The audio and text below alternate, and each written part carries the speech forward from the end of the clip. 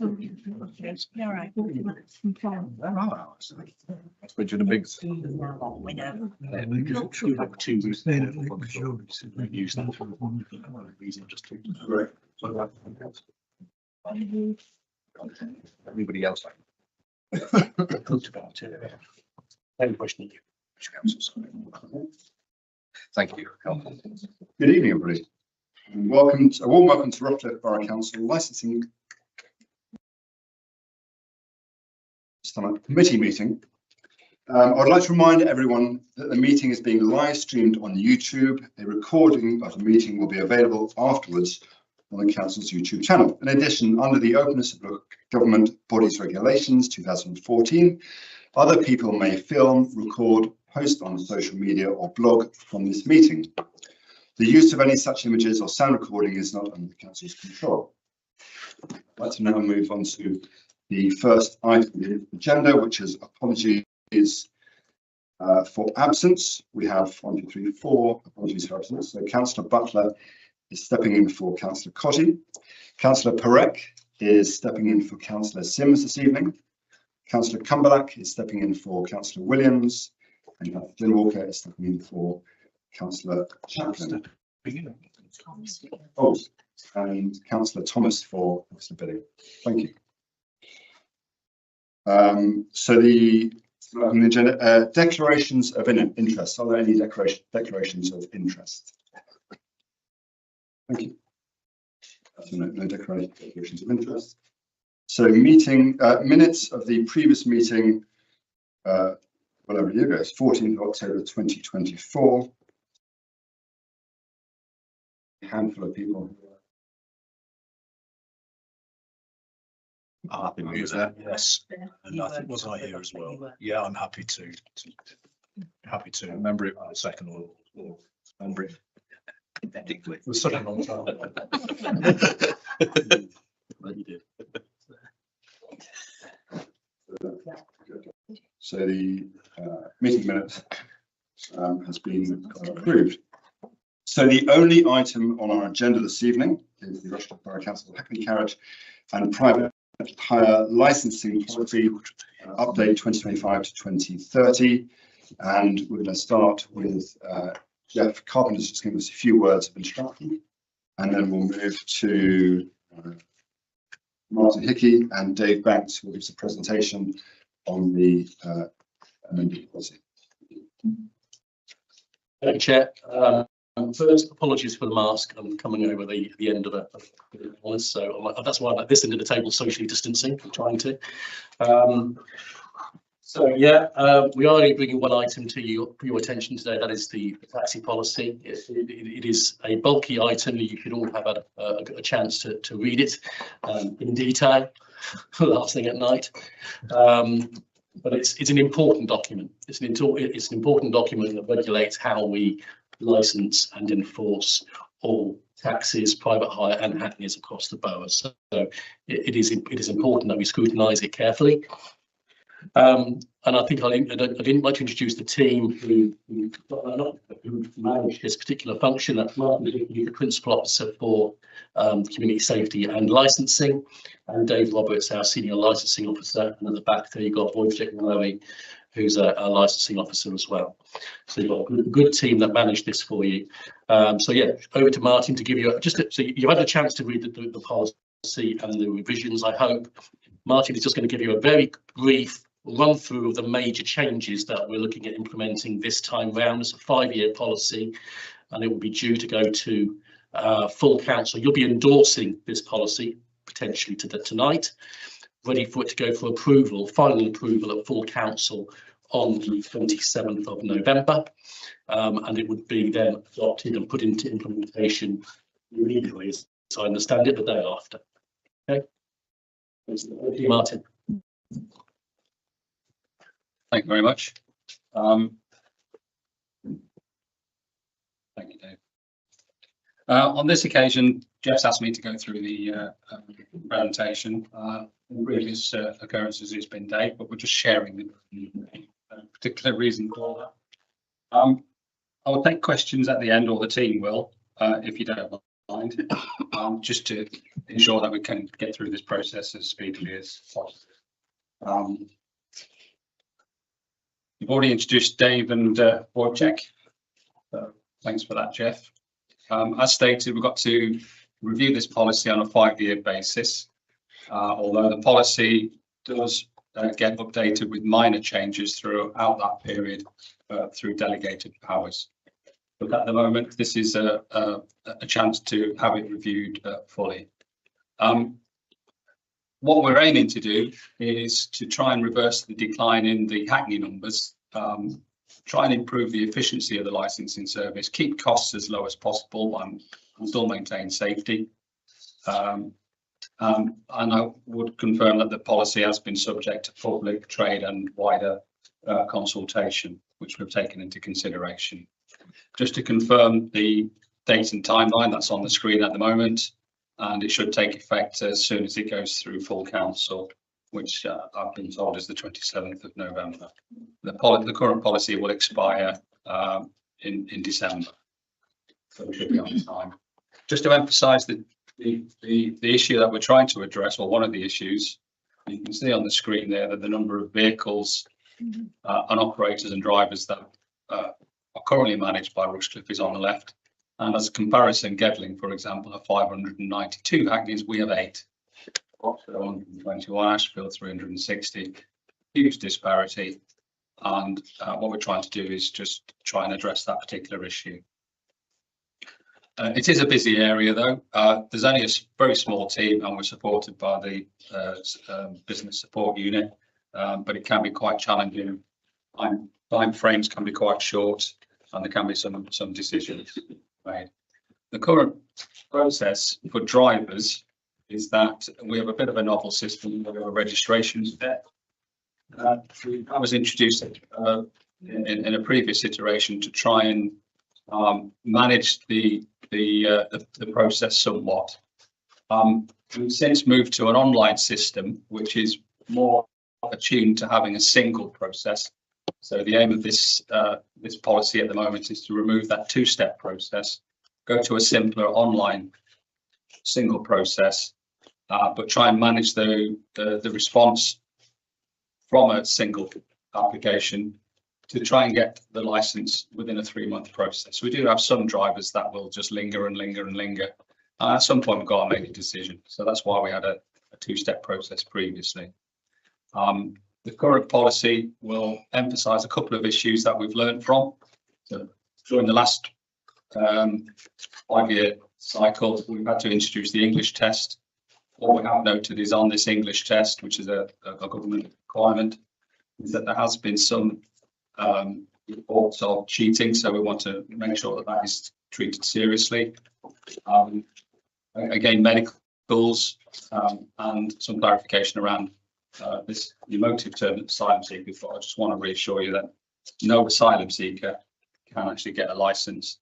It's only if they've received settled status and have got a right to work. And this just clarifies that position. Drivers' changes are going to be limited to administrative cases only, so we may get some situations where a driver just put something in. This is one of the drawbacks of going to a single process because the full payment's made up front, and if they've made a very slight error, we've done no real work on it, it would be quite harsh to keep that application fund that they've paid. So where there is very limited work that's been done, or they're never going to get a license, we need to be able to kind of administer that as a refund. But generally speaking, there isn't a refund once we started processing it. To that end as well, we'll allow 1 year's license. So those drivers that perhaps are new to the industry and want to give it a try, they will be allowed to have a 1-year license on application, because a 3-year license is quite expensive, and this will allow for a taster for that. Twice yearly DBS checks. We did introduce this in previous iterations, but I think we noted there was an error in the policy where it mentioned it, so it just brings up to date. Introduce a bit more of an update to the fit and proper test. And with regards to the knowledge test, we are on some flexibility around what's known as the green penny test, which is a paid for high-end test that we can take questions on at the end, but we consider that that is better than our own knowledge test for functionality. And another change that we are proposing, which was brought up on the consultation, is to allow a driver to work for more than one operator. I've got to re-emphasise that the operator's got to be an operator that we license and not from another authority.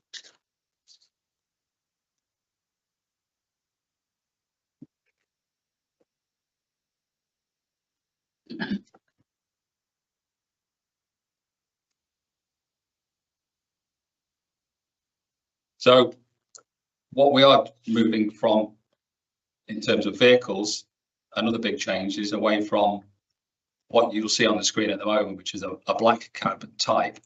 And it will be moving towards something that may look like that on the right, which is a larger estate or saloon vehicle. And that is to encourage more hackneys into the fleet. Other authorities are already doing this. So we'll no longer require black cab. It will still have a roof hire. It will still have a taxi meter, but there will be a lot more flexibility in terms of and availability of hackneys. That's what we are trying to encourage. Standard size plates, some minor changes to some conditions which are on the screen. Operator licensing will be from 1 to 5 years. Again, operator licenses are quite expensive and some operators may want to try it for a year. There's an emphasis on integrity, cooperation in those conditions. And again, it's an online application process to try and ensure that the applicant fills in that form. That goes straight into our IDOC system to try and make it efficient. We also want to make change to the point system. This is where a driver does perhaps a driver, but it could be a vehicle owner or even an operator, but mostly it's drivers. If they've been found to have committed a small offence, they may get some points from Wojciech or Dave. And what we're finding is that currently they disappear after 12 months. We feel that that's an insufficient time, and so we're proposing that that goes to 36 months. And that does run the risk that perhaps we might have a committee meeting and the councillors will have a decision as to what to do with that driver at some point. So it's just raising that up a bit more likely to occur. We're changing the convictions policy. For, the IOL, the Institute of Licensing, have produced a very good document which a number of authorities have adopted, and we've changed that as a whole. Been looked at and produced by a barrister, so we've got great confidence in that. We're also changing some of the driver conditions around DBS, disability training, and licence deposit for operators, just some minor technicalities. Vehicle specs are also slightly updated, and as I've said, we're allowing a driver or vehicle to be with multiple operators, and we're going to introduce a process for that. One of the things that we are also changing, which I think is an important change, is the age limit on vehicles. Initially, we consulted on going to a 5-year for a new vehicle to the fleet, but we've extended that following consultation to 8 years. So what this basically means is that if a vehicle is new to us, it has to be under 8 years. We won't license it. Once it's in the fleet, it will fall under an extended age limit where you can go up to I think it's 15 years, unless it's got an exemption, which may be a zero emissions vehicle, maybe a special educational needs vehicle, which we want to try and keep on the fleet, but it will have to be renewed with us on a 6-monthly or annual basis. CCTV was raised. It wasn't raised as part of the consultation process, but it was raised during that period. But it's not part of this policy. It wasn't put forward as a possibility, but it has been raised, and we thought it appropriate to bring that to the committee. Again, I'll take questions on that later.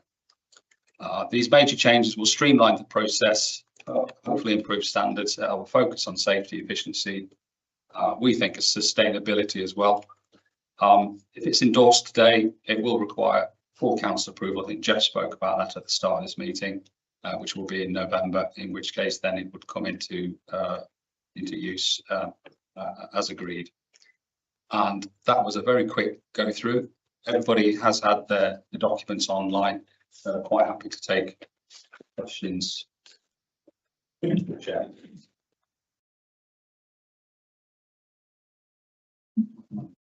Thank you, and apologies for being slightly late. I think it's really interesting to see this. I knew that the numbers were going down, but to realise that we'd only got eight licensed cabs, so it seems to be sort of disappearing. A question was, there's a couple of them. One was about the first aid kit, and I wasn't quite clear. Does that mean there's no requirement for any first aid at all? Yeah. I mean, I know that it's kind of like only as good as the training that people get. I mean, So they let Dave Roberts answer that. Yeah. In relation to the first aid kit, the advice from DFT is that first aid kit shouldn't be carried, also fire extinguishers, for the simple reason is the operator, the driver, may not know how to apply a tourniquet, for example, or deal with an injury. And they recommend that if there's vehicle fire or if there's an injury, then you telephone the appropriate emergency service. I think you. The phone service is good. The other question I was going to ask was about CCTV. Now, almost every cab I've been in, or even Uber I've been in for the last few years, do have CCTV, usually quite small. And I was just wondering what other councillors thought about that and what actual rules are on that. Oh, I'm guessing that we don't have to have one, but I'd be interested to hear what the council's opinions are, because I think it's quite a valuable thing and a useful thing to have from a safety point of view, both for the passengers and for the driver. That question for me or to the councillors, because you mentioned councillors? It's both, because I was just asking you, just clarify, are there any rules and regulations around CCTV? Because it's cheap and it's cheerful to do now and very easily fitted. And then my question was broadly, I guess, to you, Chair, to the council, to feel about that. Okay,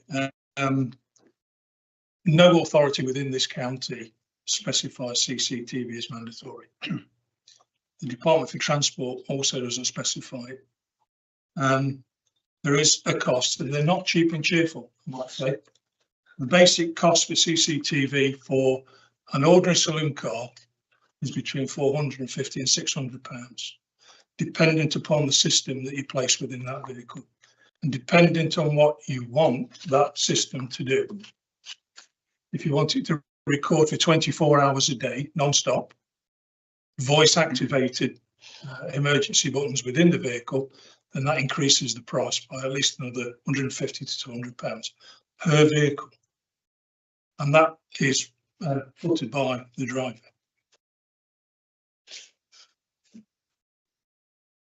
The council president has a question on that in a moment. Would anyone else like to ask a question specifically on the CCTV?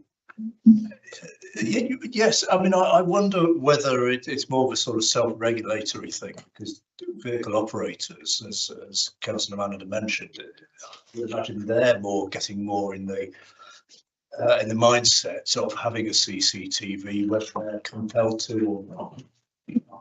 Because for their own interests, because we all know that unfortunately you do read of incidents where taxi drivers are attacked or robbed or whatever. So I must admit I was perhaps a little bit surprised to see it not an actual requirement, but do we think that the reality is that there may well be CCTV in many of these vehicles, even though when you said it,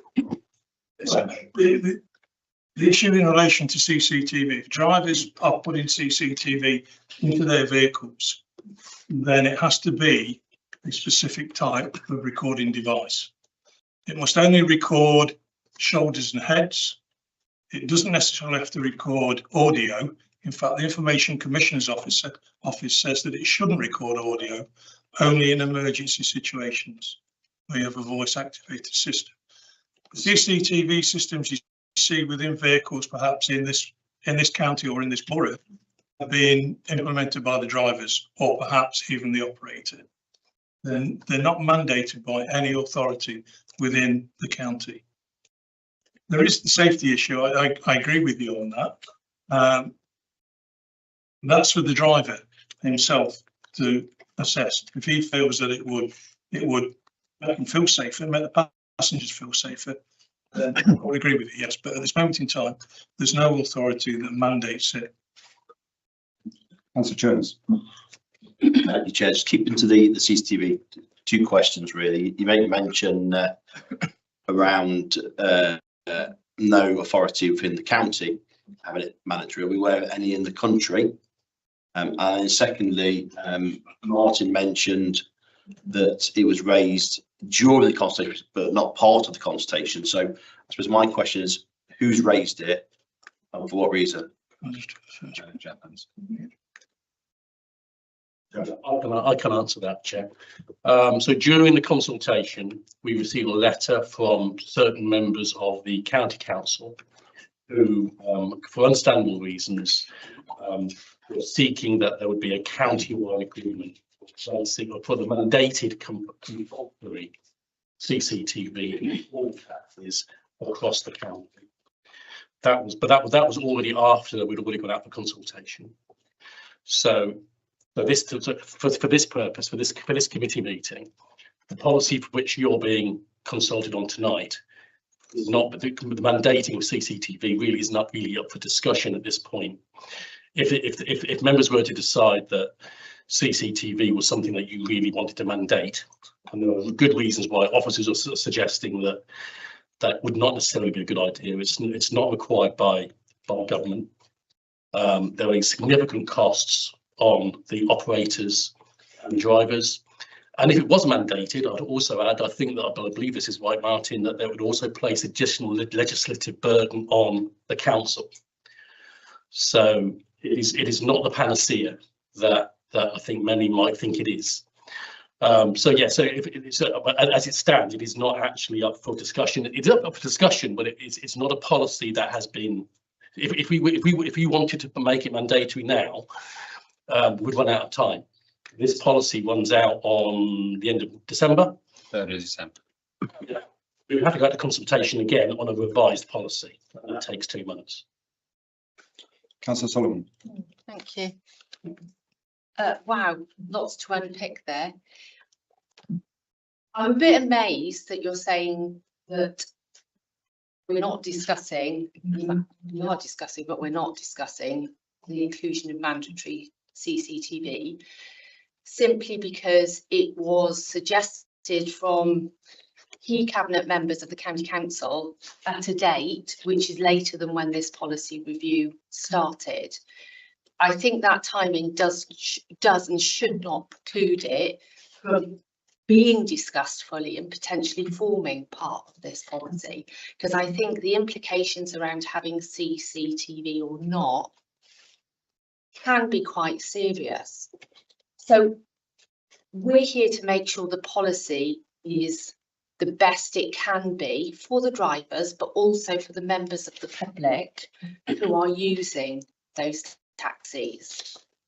And I think CCTV is a really useful tool to ensure that the service that is provided is as safe as absolutely possible.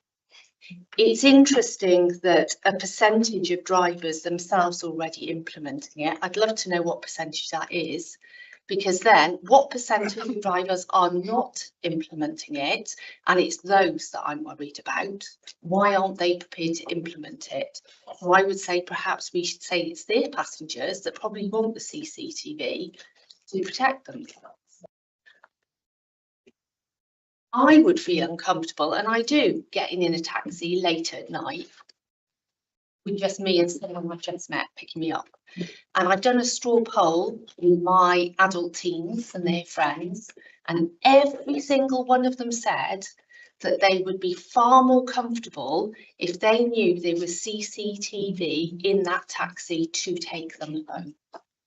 And they actively avoid going, particularly girls, actively avoid going in a taxi at night with a driver because the taxi does not have CCTV. So I think it's really important that we don't dismiss this and we do consider it fully. I'm going to say something else about cost as well. First a question, what is the cost of a licence, 3-year licence?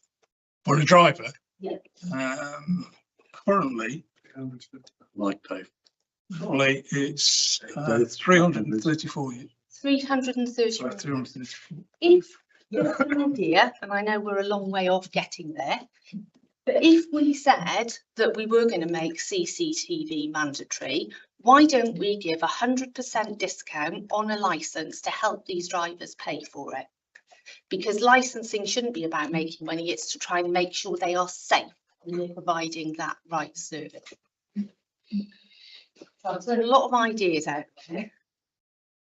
Can I make a couple of comments? So I'm stopped now and hopefully other people would like to add theirs. Councillor Solomon. Martin. Just gonna put a couple of next slides up. So Bolsover, this is what it costs Bolsover and North East Derbyshire and Rotherham per vehicle for it to be installed. They do mandate it. They have to specify a particular specification, and also under the ICO guidance, they've got to have certain legislative control over the data, which will provide a burden to the authority.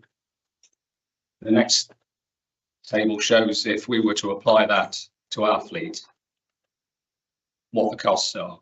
So we think that's a burden on our driving and drivers' fleet, which is quite significant. The other thing is that the ICO says that there's got to be a need, and clearly perhaps in Rotherham there is a need, but the need here is not proven. Can I come back? Can I come back on that? The letter that was sent by the Nottinghamshire County Councillors are from the SEND department, and they are asking for this to be put in place to simply avoid what happened in Rotherham, and it's about prevention rather than waiting for an issue to happen to then say it should come in. We don't want to follow the route that Rotherham's done because they're the worst example, and we should not be following that. We should be doing everything proactively ahead of that. Of course, the county council do issue a number of contracts out to fleets for private hire, and it's perfectly within their capability to amend their contracts if they wish to put that into contract. We do have within the policy, it does allow drivers to have CCTV voluntarily. They can still do that. Yes. So returning to my point, it's not the ones who are volunteering to put it in are the problem. It's the ones that are not. And the county council has asked us to do this specifically to ask us to mandate, as they've asked every other council in Nottinghamshire to do exactly the same. So we have blanket protection for those young people and those vulnerable children. And I really think that if we don't achieve the highest standard we can, we are failing them. Thank you. Can I? Parag, is this specifically on the CCTV issue? Because Councillor Fletcher has been waiting very patiently for his question. It is. CCTV, yeah. Martin, Sorry. do you want to respond on? Do you want me to respond on? I just got another point to make. Is that when it has been introduced in other authorities, there has been a huge reduction in the number of licensed vehicles and drivers. And we are aware that there's a number of authorities that have introduced it and then have reversed that process to make it non-mandatory for various reasons. Councillor Greycock. Will you first? Oh, sorry, Councillor Parag. I've heard arguments on both sides about why we need a CCTV or why we don't need. A question here, do we have any evidence that CCTV actually reduces crime or improves safety in taxis? Is there kind of any evidence, whether locally or nationally? Also, again, is there any evidence that less intrusive measures like panic buttons or GPS tracking may achieve the same goal without constant surveillance? My concern, slight concern about the CCTVs at this point is that people might not want to be constantly watched. And the ICO has stated that continuous recording in taxis is likely to be unlawful unless it's strictly necessary and proportionate. And whilst I agree that we need to be proactive, but yes, we need to be proactive, but is there any evidence there to suggest why we need to be proactive or why we need CCTVs? Are we worried about certain crimes here, similar to what we have in Rotherham, but that's why they have CCTVs there? Is there an evidence base here for us to be proactive? And also, wouldn't continuous recording violate human rights, because it's the right to respect for private life under Article 8. So whilst I take the points why we need CCTV, I'm just presenting another side to it, why a CCTV may not be the best option, and there may be other cost-effective option. Like if I'm getting into a taxi in the night, as it is from a licensed company, a licensed operator who's registered within Rushcliffe, I know it's a reputed provider, I would get into taxis, and I haven't seen all taxis having CCTVs, and I have felt safe. Councillor Crook. I just want some clarity. Are all the other licensing authorities within this geographic area of the same opinion that this should be voluntary? Or are they taking a different view? Where is the response to the letter that Councillor Solomon's highlighted landed? Because it would seem to me, and I'll just make this point, that if we're the only ones to do it, I agree with the principle of what you're saying, but if we're the only ones to do it, we've only got a small number of our own licensed cabs anyway. Most of the cabs operating here are Gedling, which you see, which is obvious from the numbers that you shared. So irrespective of what we do, we're still going to have loads of Gedling cabs without CCTV and other cabs licensed in other areas operating in the Rushcliffe area, because users will vote with their feet until it's nationwide, and then they can't go anywhere else, right? So for a start, you'd want some sort of geographical alignment with Gedling, with Nottingham City, Broxtowe, probably Melton as well. Where are we? Where is that alignment? Would it be? Are we debating? Is the debate pointless because nobody else is doing it, and we won't be used as a licensing authority if we do bring in what Councillor Solomon recommended, which I do have sympathy with? Thank you. From the 249 local authorities within the UK, 22 mandate CCTV. In relation to CCTV for surrounding areas, Melbourne don't mandate it, Charlton don't, Wolverhampton don't. So Wolverhampton is probably the largest licensing authority in the country. 26% of all private hire vehicles licensed within the UK are licensed by them. They do not mandate CCTV. Now, please understand, it's not a matter of you don't want it. As already been said, the Information Commission's office says, is it necessary in your area? Is it proportionate? Since I've been here since 8 years now, 9 years, I've had one incident where CCTV would have proved effective. The biggest possessor of information in relation to child sexual exploitation or vulnerable person exploitation is the police. The police need to communicate that information to us. If they do, then we deal with it accordingly. They don't do that because they don't see that there's an issue within this particular area. All the other authorities within the county, as we've already said, feel the same way that we've already voiced in relation to CCTV. And like I said previously, is It's not a matter of we don't want it. That's not our job. Our job is to put the case forward of the benefits and the non-benefits. And we don't, at this particular time, we are not aware of an issue in relation to any issues where we could justify CCTV. The issue in relation to fitting of CCTV in vehicles, if you decide to say, okay, we're going to mandate CCTV, are you going to mandate it that the vehicle fitted with the CCTV is recording 24 hours a day? Or are you going to have it when the driver is just working? So if this driver is involved in CSE, is he going to turn the CCTV on? He or she going to turn the CCTV on when they're transporting children? And the plain answer to that is quite simple. No.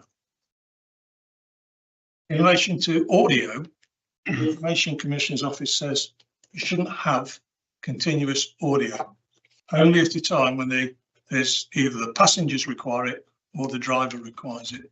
For obvious reason, you're recording somebody's conversations. Thank you. Now the Chewings, and then I'm going to have 2 minutes. Sorry. Chair, and thank you for the clarification about the number of authorities in the country, because for me, that is quite a clear pattern where there's a minority of councils having the mandatory CCTV, and that gives us some answers. I have one question though. Obviously, we've had this letter that's come in from the County Council back in June, which is during the consultation process. What have we done as a result of that? I think that's something that we need to know as a council. Is okay, we've not added to the policy, but have we engaged? Have we considered whether we should pause, rewrite the policy and take it out for consultation? Because if we did at that point in time, we would have had sufficient time to do the consultation and present it today for implementation by the time the deadline transpires. And the last point is, could we approve today's policy? And if the council sees fit in the near future, should there evidence, could we bring a change to this policy in advance of the expiry of the new policy? Can I answer that, Chair? In relation to the last part of your question, if you wanted to implement CCTV, we couldn't do it within this policy because we're too far down the line. And yes, we could do early into the new year. We could simply put out a consultation to all drivers, operators, anybody involved in the trade in relation to the mandating of CCTV, and then we can move forward from there. In relation to the County Council letter, I do believe, if memory serves me correctly, it came in after the consultation period finished. Right, just like to point out that there was a response to the County Council from Adam Hill, which I have here and pass to the chair. But his view was that there are certain costs and legislative framework problems, etc. with it, and so he doesn't support going to a mandatory CCTV. Share that, Chair, if you wish. Yeah, could that be shared for councillors, please? I think it's important that we have sight of that. I just want some clarity on the dates, because from Appendix 2, the consultation period took place between the 2nd of June 2025 and the 14th of July 2025. And Appendix 4, the letter from the County Council in relation to this was dated the 18th of June 2025, which would be inside of the consultation period. Yeah. So I'm speaking from memory now, but I'm sure that the letter didn't come in during the consultation period or even prior to it. It came in after. Okay, so I appreciate Congress answer now, but can we have clarity given to councillors via correspondence? Because I think it's quite important to have a clear understanding of that. We've got clear dates of consultation set out within the paperwork we've been provided with, and there's a clear date on the letter. Now, I appreciate the letter might have been sent a few weeks later, but I think we need some clarity on that, please. Thank you, Chair. For clarity, as I understand it, the current policy that's discussion tonight was sent out onto consultation. It's 18th of June. Is that the date we're saying? Or before that, I think. 1st of June till 14th. 1st of June. So so it was already out for consultation as it is right now. So the letter from the council came in during that consultation phase. Yeah, so it's already out for consultation. Yeah, no, but So we wouldn't then, having got the consultation, redraft the policy. We'd have to go out for consultation again. yeah, I understand that. I'm not saying that's what should have happened, but that is a power of this council to decide to do. And the question I was asking Jeff was, an answer has been provided, was that the response was provided outside of the consultation period. I'm seeking clarity on that. No, the consultation came in, the letter came in, I think it was by chance that it came in during the consultation period, but it was during the consultation period, but the policy that was out for consultation was the policy that you're seeing today. But as Dave correctly says, if you were minded as a committee that you really wanted to, and there are good, well-founded reasons for CCTV, I'm not disregarding that. That would have to be a separate policy at a separate piece of time. That could be next year, early next year, as Dave alludes to. But we are legally required to have a taxi policy in place at the expiry of this current policy, which is December. So the timescale wise, we would need to endorse a policy tonight. But if it was the recommendation of the committee, then they could then come back for subsequently in the new year, if that was what you wanted. The only thing I would also suggest, I think it's an important point, I can't recall if I've heard it or not, I am poorly, so excuse me, was that where CCTV has been mandated, I think it's Bolsover, Martin? Bolsover, Rotherham. Yeah, they left a very high percentage of their taxes. Now, given that, as we stated at the beginning of the presentation tonight, that a key driver of all the changes that you've heard tonight is to try and promote and make it easier, and to make it easier for people to become a Hackney or a private hire driver within Rushcliffe. The evidence from Bolsover and elsewhere is that where it has been mandated CCTV, the opposite has happened. Councillor Thomas. Yes, thank you. I think as far as tonight is concerned, we need to take this policy forward, otherwise it will run out. But as far as CCTV is concerned, I think it seems to be something that the climate is probably changing quite quickly on this. Probably nationally, but it certainly may well change in Nottinghamshire as a result of the letter that's gone out to the other councils, and presumably we don't really know how that will play out on the other councils yet. What I'm feeling is that 5 years is far too long to leave this, really, and I'd like to make a recommendation that we resolve tonight to review the policy, particularly with regard to the CCTV provision in a year's time, when we will have further information about how it's playing out elsewhere. We could then review the policy and go out to consultation again, with a view to coming back in a year's time with a new policy, if that was what was go through on the consultation. The climate had changed, and that's what council has felt in a year's time. Thank you. Thank you. I might just have a few words.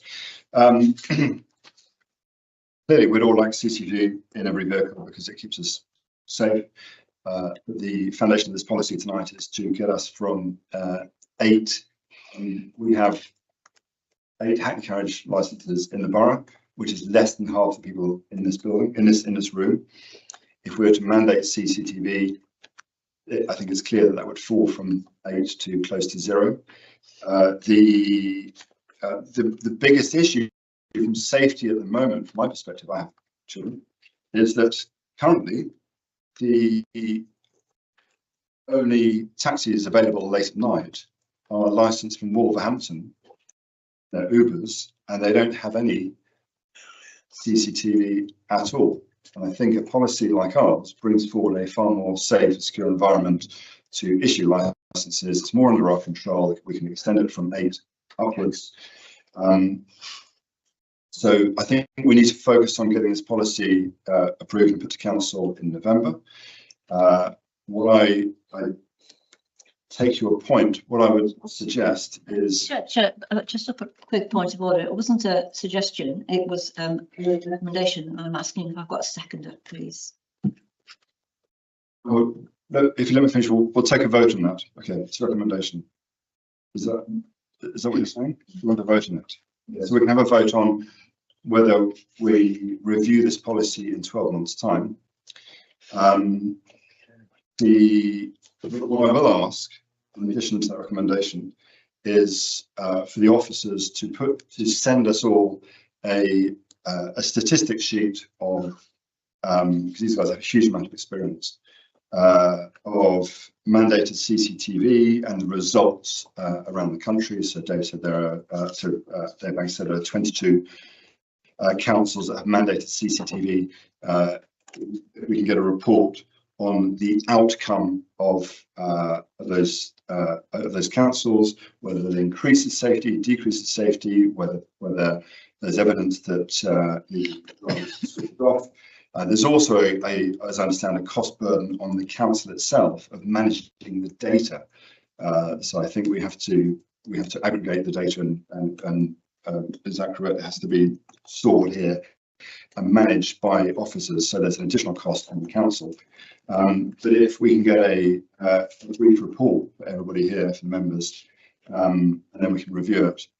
And I think in that context, if we go to vote on Councillor Thomas's recommendation of a review in 12 months' time. Can I just? There you go. Your in relation to the question in relation to the letter, I stand corrected, the letter did come in during the period of consultation. I was under the understanding it came in after, but it did come in during that period. Thank you. So we're going to move to a vote on recommendation of a review of the policy in 12 months' time. All those in favour of? Is this just on CCTV or are we looking at other things? This is a review specifically to include mandated CCTV within the Hackney Carriage licence policy. I have a question. In terms of the recommendation being made, are we saying that we're going to review this even if the evidence gathered by the officers and the report prepared by the officers show that a CCTV is not required and the evidence is negative about mandating a CCTV in the borough? Or are we saying regardless of the evidence presented by the officers, we're still coming and reviewing this in 1 year? Because I'm of the mind, if the evidence is negative and it's not mandating us to have a CCTV, what are we reviewing in a year's time? I think it's quite clear what Councillor Thomas's recommendation, which has been seconded, which was for review. It's not a review pending approval of officers. We're the elected members here. We make that decision, and it's about working through that data and making decisions as to whether it's required. So I think that the put forward by Councillor Thomas quite clearly. Let's come back.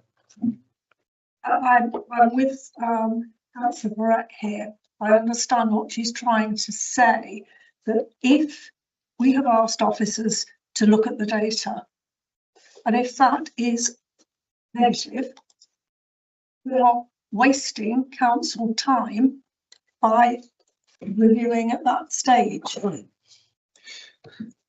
Councillor Solomon. Yeah, I would just like to flag up that Councillor Harris's recommendation was very much highlighting that the climate is changing. It isn't necessarily about data that is historical, it's about being forward thinking. So no matter what comes out of the data, I think it's a good idea to review it in light of movement within that climate. But we voted, you recommended we voted. I don't know why we're having the discussion now. That's a different recommendation then. No, it isn't. We've had a vote on Harris's recommendation. Have a vote. I haven't voted, but no. Yeah, just to point out, it was slightly interrupted, so we didn't actually finish. That's fine. Do it again. Councillor Milton. There is Councillor Grocott, thank There you. is something on the papers before us about CCTV. And it says that they can already have it. Approval in writing must be attained, but it also says material captured by the system shall be accessible only to the police, an authorised officer of the council. And it's quite specific about what happens. You cannot just put a CCTV up in it and hope that it'll catch something and then it'll go round. You cannot do that. It has to be, and they have the ability to do that now, as far as I can see, if they want to do it, if the police have to agree. And it also says about contact details being displayed, and it's quite specific how it's done. So that is already on this document about what happens with it. So I'm not quite sure whether we need to actually discuss it. And I agree that we should look at it more, perhaps in the round, but I'm sure our officers have enough to do. Anyway. The CCTV section within the proposed policy has been there, was put there previously, and we've just sharpened up the edges of it basically, because of what's required by the Information Commissioner. And what the Information Commissioner asks is that if a driver places CCTV within his vehicle, he's the data controller, he's responsible for that. What we've said is if you put CCTV in your vehicle, you must understand the rules by which you operate that CCTV, because we have had examples, not within Rushcliffe, but within boroughs where drivers are using dash cams. They're just turning the dash cam round, and the Information Commissioner says you should not do that. It must be a sealed system that can only be accessed by the police in the event of a report of an allegation, or the local authority in the event of a report of a breach of the licence conditions. Thank you. Councillor Walker. Thank you. Yeah, I agree with Councillor Parekh. I think you're asking for extra evidence, which is logical and sensible. I think we run the risk of like an unintended consequence of losing the 8 cabs that we have. So if we insist that those 8, that's who we're talking about, we're talking about 8 cars have CCTV footage, they then decide, no thanks, I'm going to go to Wolverhampton. We'll have no control over any of the taxis effectively.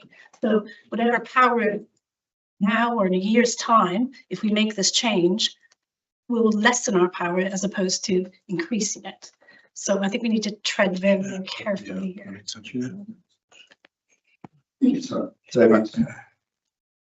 Just to clarify one or two issues, I've heard some numbers being mentioned by councillors. As of today, we currently have 7 Hackney carriages licensed by the authority. But as of today, 15 minutes ago, we've got 324. Sorry, we've got 317 private hire vehicles. So we do have two different types of vehicles. Hackney carriages are the ones that are allowed to stand on the street. The black cabs that you see, they can stand on the street, or you can wave them down in the street and get in them. They are disappearing. They're disappearing across other boroughs as well as this one. Private hire vehicles are on the increase because of a certain operator that everybody's spoken about so far, is Uber. Okay, we won't get into Uber, but because of Uber. And I don't want to see the Hackney trade disappear. The Hackney trade's been here for over 150 years, and I don't want it to go. We've removed the restrictions on the current Hackney trade within the policy, hopefully to increase the number of vehicles that are available to the public. Because you can't go out to Kegworth, to Keyworth, you can't go out to Bingham, you can't go out to Radcliffe and wave a car down and get in it. Whereas this current policy will allow drivers of Hackney carriages to operate right the way across the borough. So John Wilson, who runs the cab company out at Bingham, Instead of having to wait for people to ring him to book an appointment, he can sit in Bingham Marketplace and you can walk up and get in a cab when you've done your shopping at the co-op. That is the issue that we're looking at today, the main issue. CCTV, I understand the concerns about CCTV, and as I've already alluded to, if you want to put CCTV in Hackney carriages and private hire vehicles, then please say so and we'll do it. But that decision is down to you, and it's down to you alone. Thank you. I'm going to recommend we go straight to the vote because Councillor Thomas's proposed recommendation gives us that breathing space to debate this. It gives the officers time to come back and provide a report, and it allows us to move on and vote on the key issue, which is policy put forward to full council for November. So I don't wish to shut down debate, but Councillor Thomas's recommendation is a good one. It gives us a breathing space, which I think we need to discuss this because it is a significant topic. So we're going to move to the vote on Councillor Thomas's recommendations, which is to review the Hackney carriage licensing policy in 12 months' time. All those, we need a seconder, I think. Councillor Solomon seconded. Councillor Solomon seconded. All those in. I'd just say, this is specifically in terms of CCTV, that's the only issue that I'm requesting review. Just in review, in a year's time. Okay, so the recommendation is to review the Hackney carriage licensing policy in 12 months' time with a specifically regarding mandating or otherwise CCTV within vehicles. Councillor Solomon seconded. All those in favour? In reality, how often are we reviewing the whole policy? Are we saying, just to clarify what we're voting on? Yes. You just mentioned the reviewing the licensing policy, but particularly on the CCTV, or is it specifically the CCTV? Just for how have I understood that? Jefferson, give some guidance. The taxi policy lasts for 5 years. Okay. What I was going to suggest, subject to your approval, is that the recommendation, were it to be approved, would read something along the lines of the policy is endorsed as written, Helen provides a better word, subject to a review being undertaken in respect to CCTV in 12 months. Something along those lines. That's what I was thinking. So we're moving to a vote on a review of the policies subject, a 12-month review. Policy endorsed subject to a review being undertaken in respect to CCTV in 12 months. As Jeff said. All those in favour?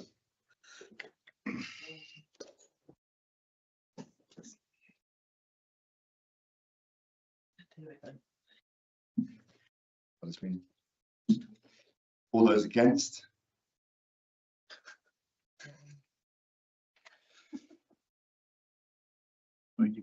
I'm just going to say, yeah, okay.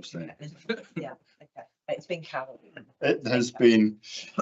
Well, Thomas, your recommendation has been carried. Thank you.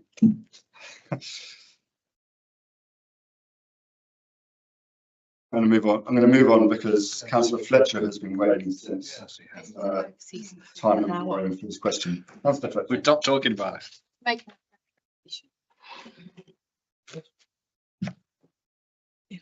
Councillor Fletcher. My question has actually been answered in amongst us. Thank you very much. Councillor Simon, did you have a question? I want to have a recommendation. make a recommendation. Okay, Councillor Solomon, let's hear your recommendation.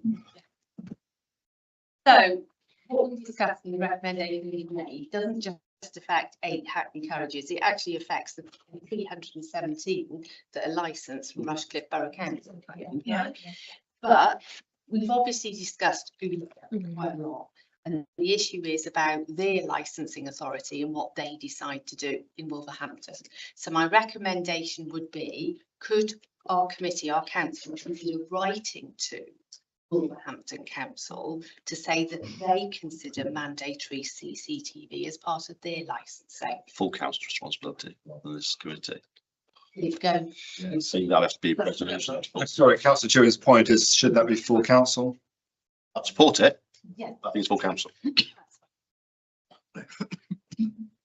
Perhaps we write to central government and ask for a national CCTV framework for licence or licensing. That would be better. Not that every other local authority. Yeah, to talk directly to Wolverhampton anyway, because they know what the situation is. Going to hand over their business to Solihull. Councillor Walker. I was just going to ask about the disability training that you mentioned. So is it disability training or is it safeguarding and disability? Because when I looked on it, it kind of led to safeguarding as well, which I don't know how it's worded exactly, but in the presentation, I'm sure it just said disability. Currently, all the drivers every 3 years have to go through safeguarding training. That's going to be combined with disability training. Thank you. On the approval of the policy.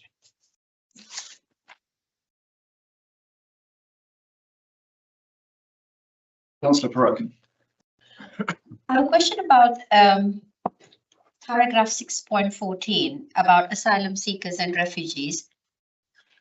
It says that asylum seekers and refugees, they all have an ARC card issued to them, and there are a lot of conditions in terms of which professions they can work. That's the shortage occupations. Current guidance is that the council must not grant a PHV or taxi operator or driving license on the basis of the ARC card, which I understand. But then there's a sentence which says, however, the council will check whether the asylum seeker has alternative evidence of a right to hold a license. I just wanted to ask, what is this alternative evidence, and under what circumstances would the council consider giving a license to somebody who's an asylum seeker or a refugee? Thanks. Thank you. Currently, a driver has to prove their right to work in the United Kingdom, whether they're a UK passport holder or they have a share code from the Home Office. If a current licensed driver leaves the country for a period of time of more than 3 months, when they return, we require them to produce a certificate of good behaviour from the country that they've been in. That's to ensure that they've not committed any offences abroad. This is the same in relation to anybody who's been granted leave to remain in the UK and work in the UK. We would ask them, wherever possible, to provide evidence of their good character from the country where they originated. Now, we understand and we know that this isn't always possible. We're aware of that. There are other means that we can examine through the Home Office, through the immigration services, and through the DBS system. Because if anybody is convicted in an offence within this country, and that goes onto the Police National Computer, it's available to us through the Disclosure and Barring Service.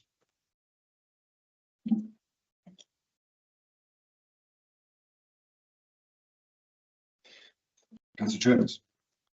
Thank you, Chair. There's 2 more points I want to raise. First of all, regard to the reclassification of Hackney carriages going from the traditional black cabs to standard saloons. Obviously, I've heard from the conversation tonight and the debate that this is around trying to attract more Hackneys so we don't lose the Hackneys. But have we done a disability impact assessment? Because as we know, the traditional black cabs, they've got the ramps, the facilities to get wheelchairs in, whereas normal saloons don't have those facilities. So have we considered that, and what is the impact on that?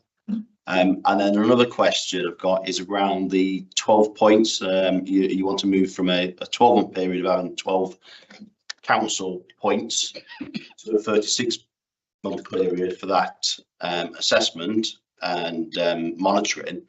What is the reason for that? Have we got evidence that there is a need and necessity to put that burden on our taxi drivers? And how does that reflect to our neighbouring licensing authorities, do they have a similar process, and what is it on a national level? Because for me, I'll be honest with you, I'm seeing that it seems a bit arbitrary.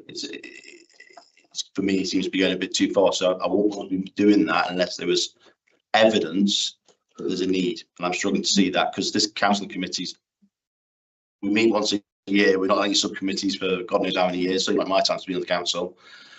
I hear the statements earlier on that you want to have a facility to monitor them a bit more, but that can't be done on a wish and a whim. There needs to be evidence that there's a need and necessity for that, and I'm struggling to see that. Okay, I believe that there was a community impact assessment done prior. I could be wrong. Yeah, I may be wrong. There's an equality, sorry, there's an equality impact assessment as part of the committee reports that was undertaken. And in relation to, I understand what you're saying about wheelchair accessible vehicles with where Hackney carriages are. We've got 7. And if you walk out there now, how many are you going to see? No. The current level, I think it's about 120 wheelchair accessible vehicles registered with us under section 167 of the Equality Act, which were required by law to produce a list. I'm pretty sure it's about 120. It covers everything. So if that answers your question. And in relation to what we call the DIPs, the driver improvement penalty point scheme, where we'd like to move from 12 months to 3 years. If you've got a SP30 on your driving licence, breaking the speed limit, how long does it stay on your licence? 3 years. With all due respect, they've already got that restriction already. They're already monitored. We don't give drivers dips for breaking the speed limit. We give driver dips for not telling us that they've broken the speed limit once, twice, 3, 4, 5 times. They get dips for breaches of the conditions on their licence. Now, if we let them disappear after 12 months, the driver says, well, I'm okay now, you know, I've got 9 points, 3 months time, I'm going to be down to 3 points.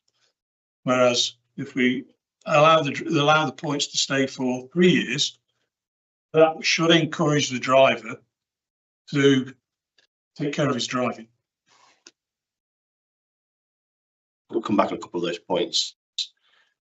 I've asked specific questions of how this reflects to other councils. We've not had answers on that. I've asked questions around, is there a need, has there been an evidence-based need? And what I've heard is there's a presumption that there is, but not provide evidence. Why should we be increasing from 12 to 36 months without evidence-based information that says this is needed? I'm still not hearing that. Coming back to the equality impact assessment, it's vague. When you look at disability in peoples and carers, could particularly benefit X, may adversely impact blank, and then comments see above, which is taxi policy will ensure public safety using taxis in the borough. If we're moving on to a Hackney carriages where they don't have disability facilities, and that's a possibility, surely that would have a negative impact. So that should be accounted for and should be quantified in that risk assessment.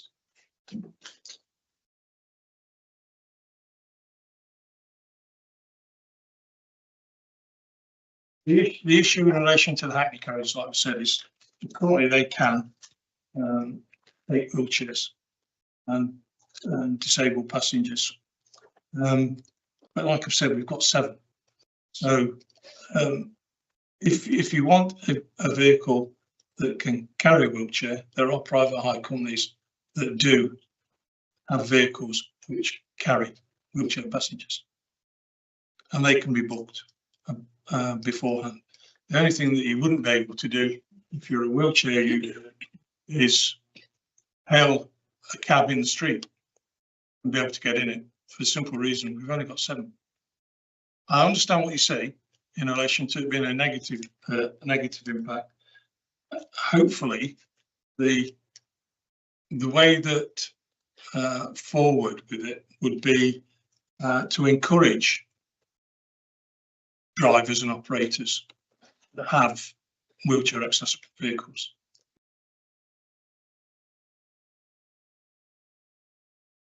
Just on the point about the dips, I don't think we've had a driver come to committee that's reached the maximum in my time being in charge.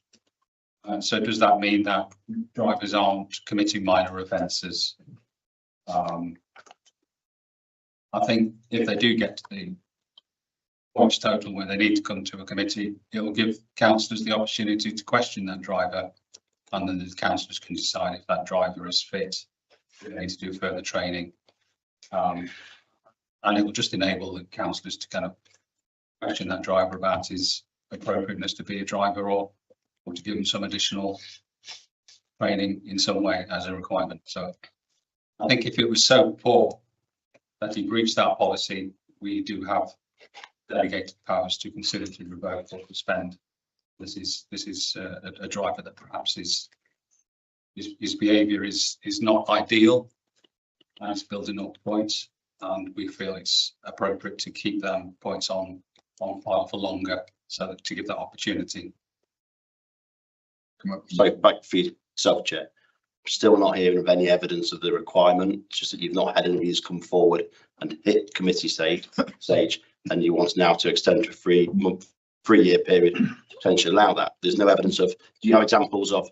I'm not asking for name them, but do we have drivers that keep on clocking up as causing concern, for example? If that was the case, that answer would then potentially make me be persuaded there's a need for a change. But I'm not hearing of any evidence that's come in to suggest this change is needed, other than a cursory check of let's extend to 3 years, see if somebody might come to committee. That's not meeting my test, to be honest with you, and I think it's arbitrary. I really do.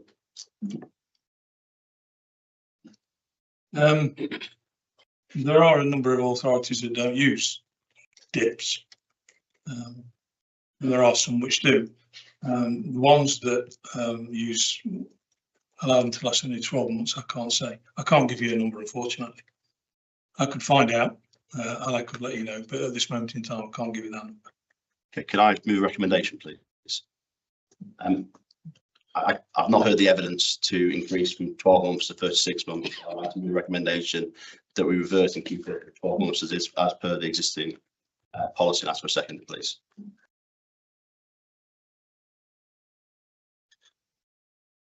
We have a seconder. Okay. Fair enough. So I think if we can find that evidence and put it in an email to the committee, if it doesn't exist, then. Even though there's no seconder. Seconders. No, I'm not making a recommendation. I'm just asking if the officers can basically respond to Councillor Chewing's request by email. Yeah, I can do that.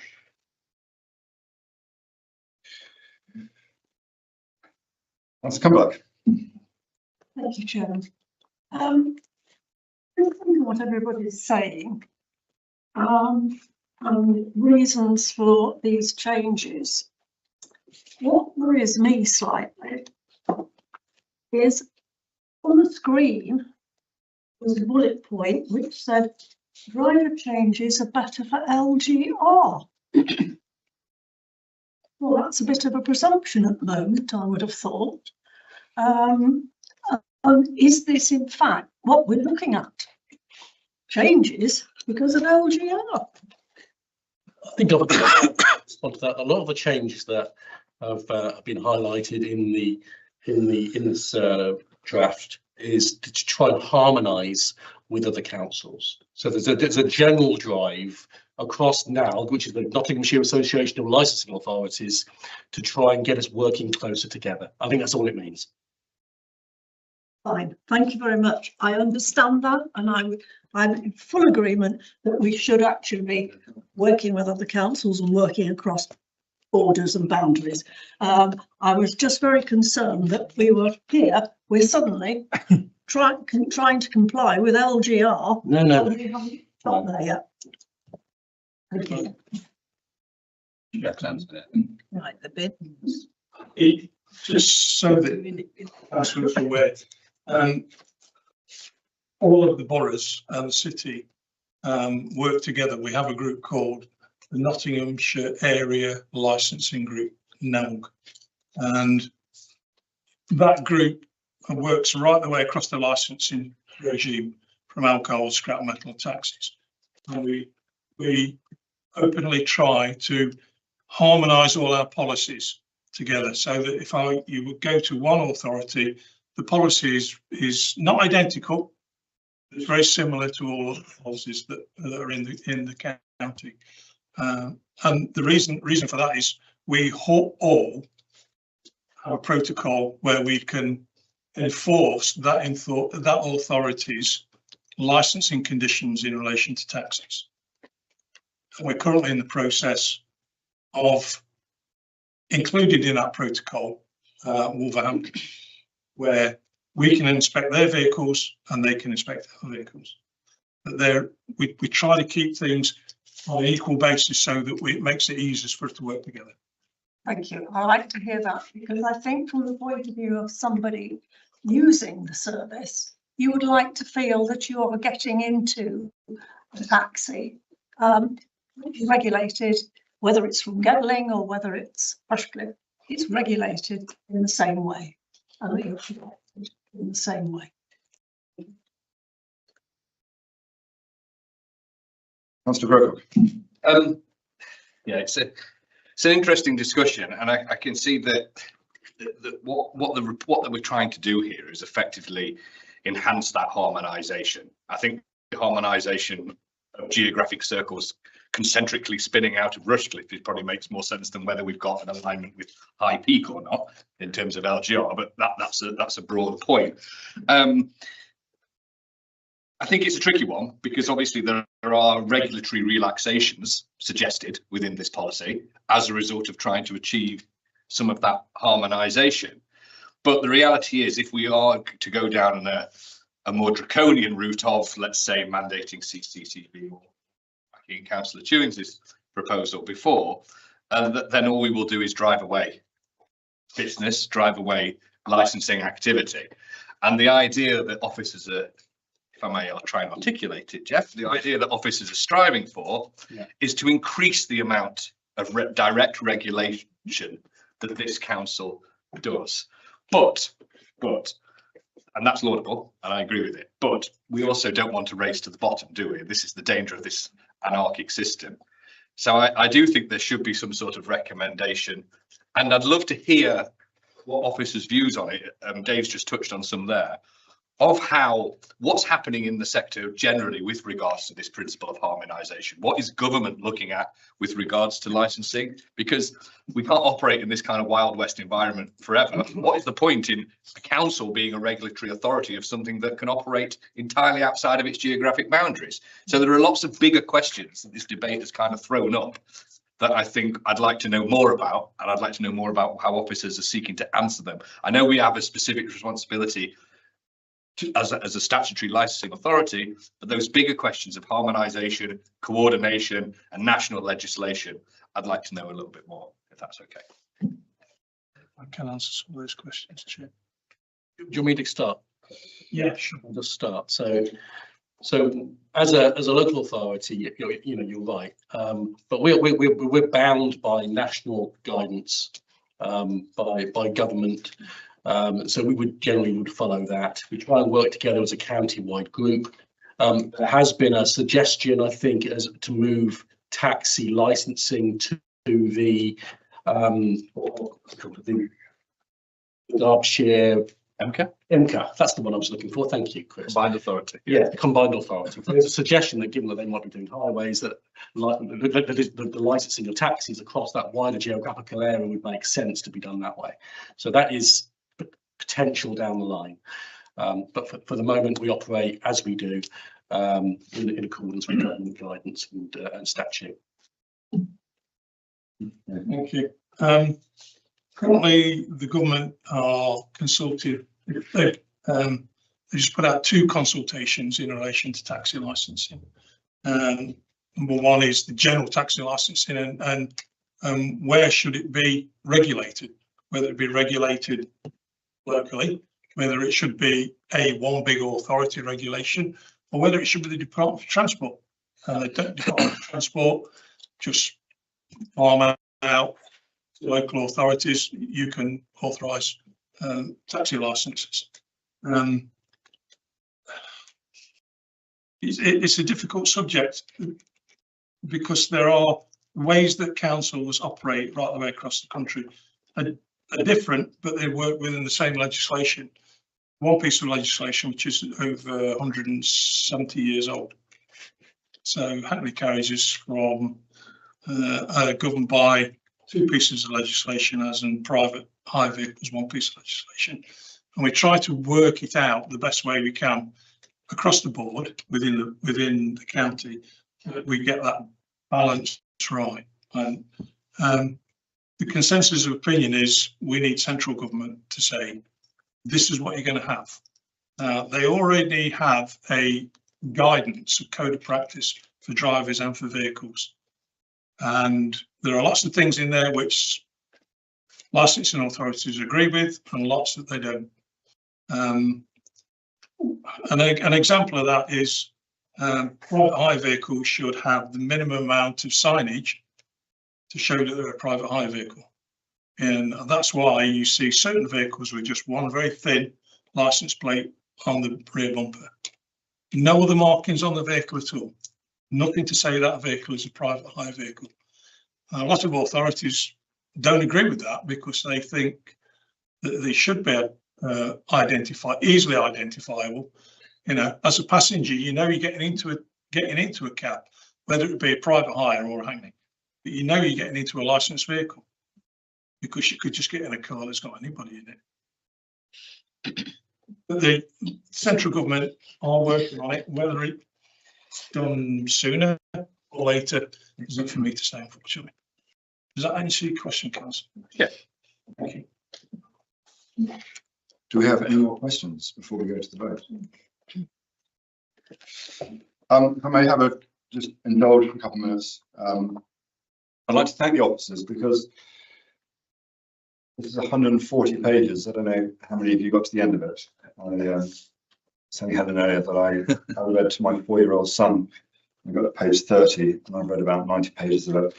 It took the officers, what, 240 man hours? Yeah. And that's before it went to the legal team. So it's a considerable body of work. And the two men to my left have a huge amount of experience. The depth of experience they have around licensing is unbelievable. It's we're lucky to have them, to have the services here at Rushcliffe Borough Council. And obviously it's our job as councillors to hold them to account and hold us to higher standards. And hence the debate for CCTV has been very constructive and leads us to a conversation about this in 12 months' time, with hopefully a significant volume of information and data to enrich us, so we are able to make the right decisions when we take that to a vote. So I just want to say a few words to Jeff and Wojciech, who is sitting behind us. So let's move to the vote. I just need to remind myself the exact wording. So we are voting tonight on the Rushcliffe Borough Council Hackney Carriage and Private Hire Licensing Policy 2025-2030, which we debated tonight, to take to full council in November, and we are recommending this policy. So do I need to second it, or Well, I think, to be fair, Jeff, earlier on, you basically, when we did the recommended the proposal from Councillor Thomas, so I think it's just reinforcing that really, that you're recommending this subject to there being a review in 12 months' time. Policy be endorsed. Yeah. To full council on 27th of November, subject to review being undertaken in 1 year's time in respect to CCTV. Okay. Yeah. So we're voting on recommending taking this to taking the carriage and private hire licensing policy, subject to a review of specific to Yeah. CCTV in 12 months' time to full council next month. All those in favour? I think that's unanimous. No, it's not. Oh, sorry, councillor Chewins. I couldn't All see those you. against? Any abstentions? Abstentions, okay, yeah. Thank you very much. That concludes our business here at the Licensing Committee tonight. Thank you very much for your time. Thank Enjoy the rest of your evening.